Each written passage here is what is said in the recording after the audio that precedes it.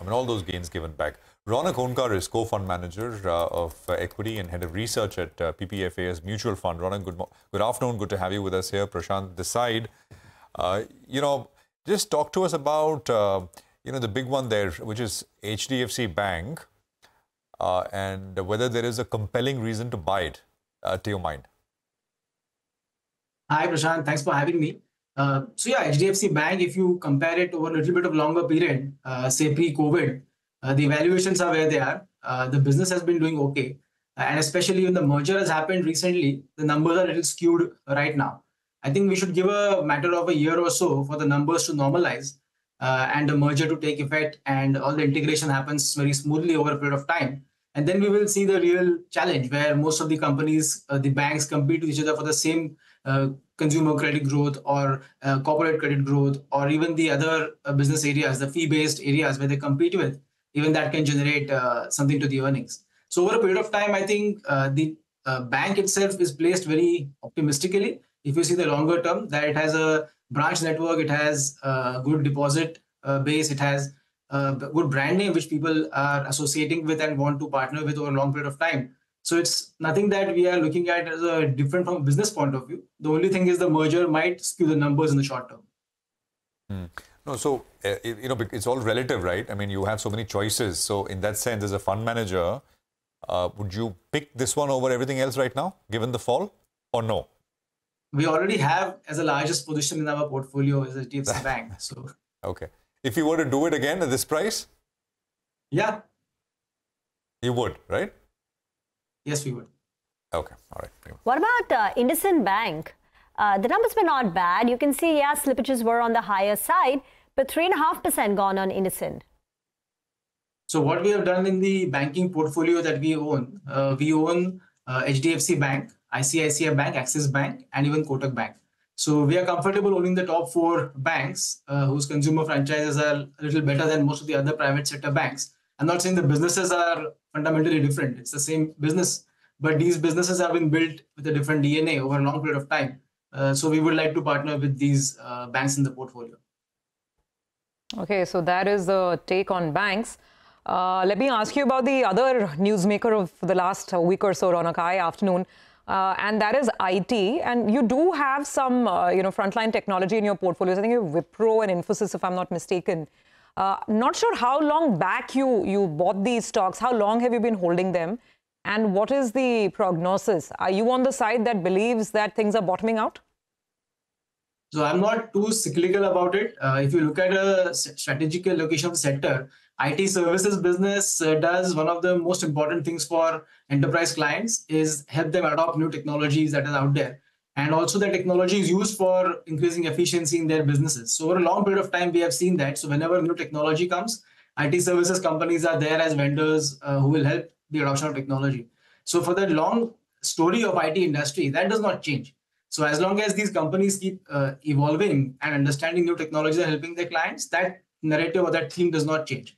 What is interesting is over a long period of time, we have also seen IT services companies have been phenomenal cash generating businesses. They have good ROCs, they have good margins, and they have also shown growth across different geographies. So they have an ability to sell these services across the world and also at a lower cost as compared to some of the other companies. In fact, the global competitors of IT services companies from India, these companies have been setting up their employee base in India to replicate the same model.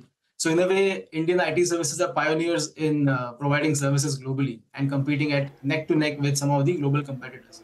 Now, the only choice remains is whether we are comfortable with the valuation and the growth and where it will come from over a long period of time. That is very uncertain to know. So we will not know where the growth will come from, but because they're exposed to several verticals, maybe banking, financial services, or retailing, manufacturing, or even communication. So they are exposed to a variety of verticals. So I think the growth comes from all over these places over a period of time. So the growth will balance itself out in the longer run. But the cash flow generating profile of the business, the great profitability these companies have, and even the structural requirement of an IT services business is very important as a characteristic. Now, the only thing to do is the valuations. So if the valuations are comfortable, we have been holding them for a while. If they become uncomfortable, we can sell them. So in the past, we have had to exit from companies like Persistent and Emphasis because the valuations had gone too high. Okay, all right. Hi, Raunak. Good afternoon. Nigel on this side. Raunak, talking about IT, I'm not sure, but I think Oracle was one stock that you added, right? In the last, between, I think, October to December. And it is the first time I believe you'll added it, you'll increase the weight in 2.5 years. Is that correct? Yes, that's correct. You must be feeling so good about it. Imagine that underperformer suddenly performs and you'll got the timing right. So, good on that and congratulations on that front. Now I'm looking through, the additions that you'll made in December. IGL is a stock that people are a little bit wary about, in terms of this entire move to EV and will it cap the kind of, conversions we've seen from petrol to CNG. What's your view on that? I believe that is another addition that you'll have made in the last, in the last release. Is that correct? Yes, Nigel. So in energy transition from one fuel source to the other, I think the long-term narrative is very clear that we are going towards more green solutions in terms of fueling our vehicles.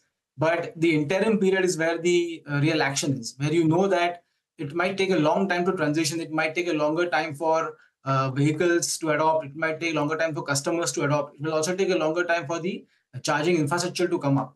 So whatever goals you see people are setting up, these are 10, 15, 30-year goals in terms of fuel transitioning from fossil fuels to electrification. So I think in that interim period, you still need to have gas. You still need to use oil and gas and other fossil fuels that we have been used to.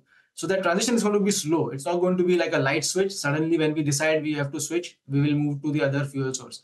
So in the interim, if the business is good, if the economics of the business remain the same, and they also have the ability to do pumped gas at the same time, even piped gas at home, I think it's a compelling thing. The cash flows will continue till the transition actually happens. And it's a long runway. So we'll keep evaluating at every point in time when the results come to see if our thesis plays out or not. IEX, I think you'll own IEX. We had chatted about it last time. But now the Power Minister, the stock has been under pressure. Market coupling is going to happen. How are you reading this development for the stock, which you own in your portfolio? So yeah, the same answer I gave last time, right? So one thing is network effects, where we will track as to how other exchanges are coping up. And the second thing is the longer term volume of power trade on the exchanges, which is something is very positive for any exchange that comes up in the market competing with IEX. So one thing is, as the volumes grow, as we transition more towards renewable resources of electricity, you will need such kind of a mechanism to do short-term trading of power. So yeah, in the longer term, the narrative remains positive for that industry of power exchanges. It remains to be seen how it affects this one company. So we keep tracking it. We keep a very close eye, understand what the numbers are, what people are suggesting. But we'll only act when we are sure that the numbers are deteriorating for the good. Okay, sounds perfectly sensible.